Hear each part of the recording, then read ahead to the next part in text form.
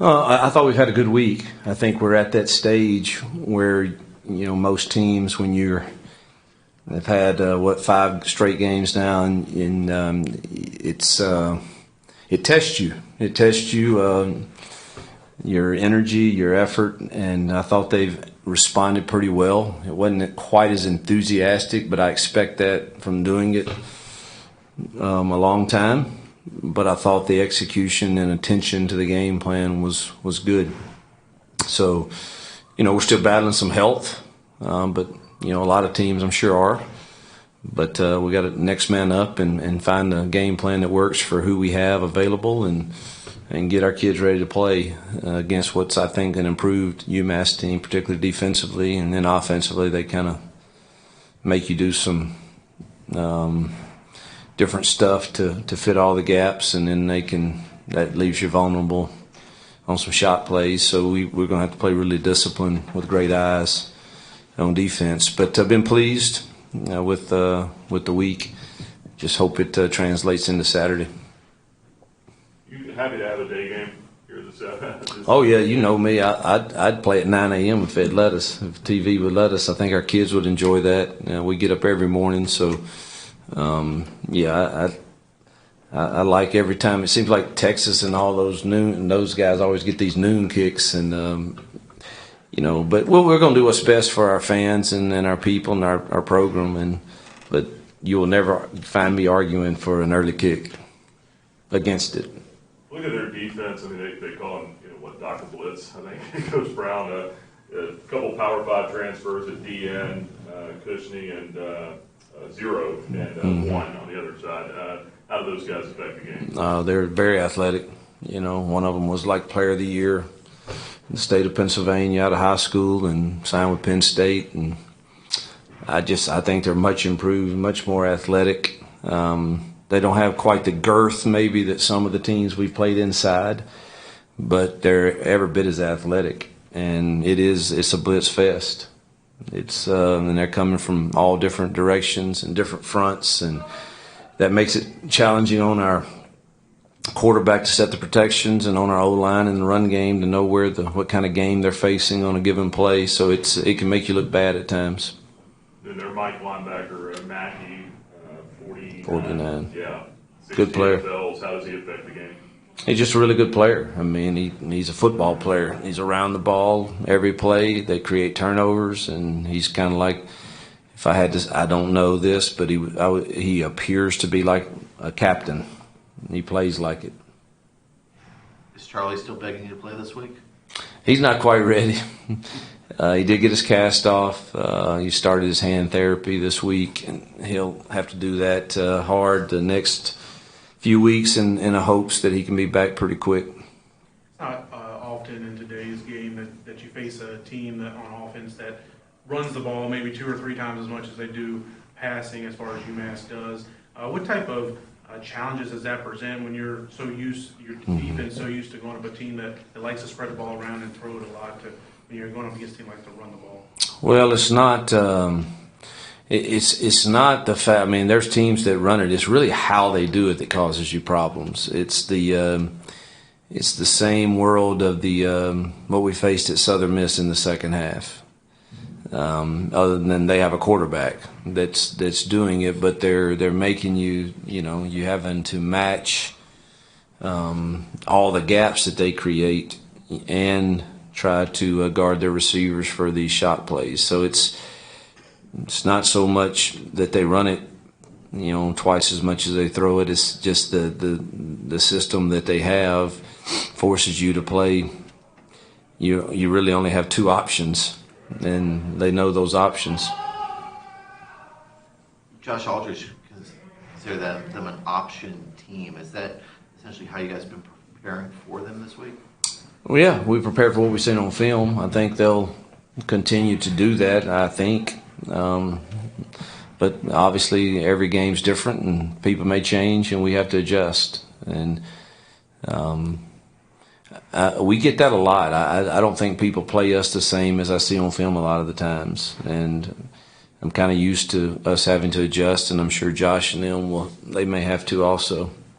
That's I think last week you had said that you you weren't real pleased, I think, with the defensive game plan going into it. Well, we weren't good on critical downs, and our plan was bad. And but we have that fixed. I promise you. I know what we're doing. I know what we'll do now on these 3rd and longer and 4th and longer. Because I shouldn't say that the plan was terrible, but what we were doing was too repetitive, and we were asking maybe a couple of kids to do things that weren't in our best interest.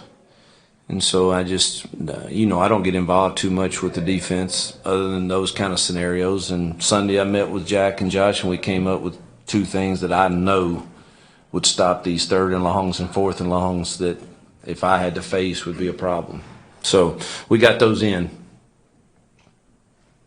JD said last week his goal was to execute when he came into the game. And, it wasn't anything more than that. But how have you seen him do that this week in practice and in the game last week? JB's, his execution from being in our program for, 4 years, 4 seasons now, that it's not so much the decision making. He usually knows what is the right thing to do. It's just the consistency and the execution of it. And that is, and I thought last week, second half, I thought his execution was good, and hopefully that gives him confidence, going into this game to do the same. I believe JB will know a large percentage of the time what should happen. Now it's just a matter of being consistent in the execution of it, like he was last week. So I'm optimistic, cautiously, that hopefully we see that same execution Saturday.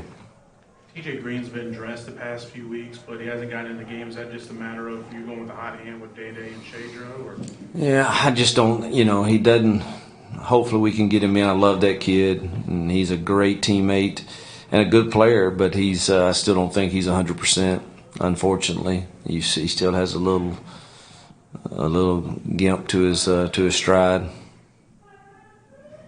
Speaking of Day, he's not only had some great performances, but off the field, he seems like he's got the kind of energy you want on the sideline. Can you talk about him as a teammate? Oh, I love Day, but he's challenging also. He's up most of the time. Sometimes he's a little down. We've got I don't want to see any more dancing in the end zone. That's got to stop. And he promised me that was it. That was his last time. Told me he was getting fined. The next time, like I think some NFL guy got fined, but you got to love his energy.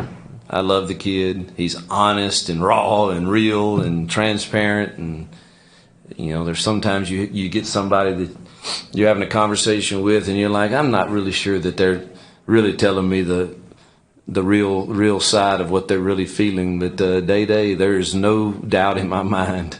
I get all of it from him. Saw the story from CJ Yarbrough this week, and is he and his story kind of like what embodies a Liberty football player?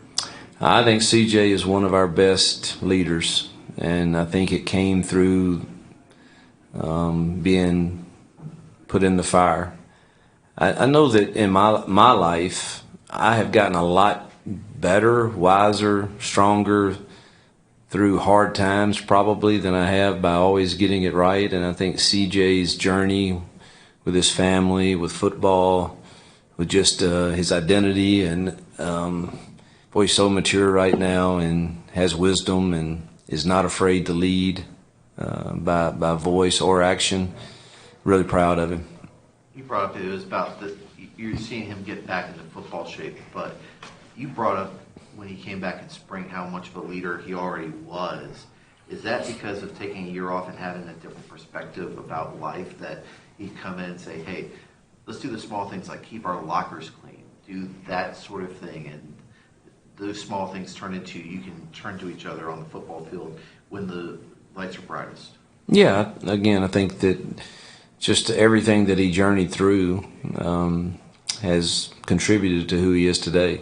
And some of that is our program, and some of it is his family, some of it is what he's learned through hard times.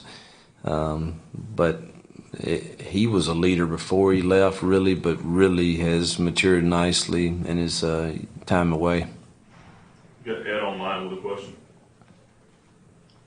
Hugh, you mentioned this being that point in the year where there are roles. How much do you rely on your experienced players who've been through this point before and gotten through it? How much do you rely on it? Well, yeah, we rely on our culture council, and we rely on players that are gifted to make plays, that they're consistent in doing so. And that's if you don't have that, then you're going to struggle. You know, when you're tired and you've had a physically demanding season, and if your players that can make plays don't, and your council doesn't lead, boy, it's going to be even harder.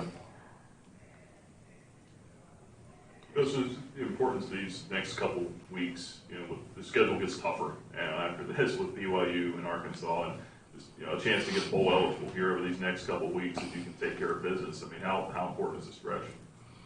UMass Saturday.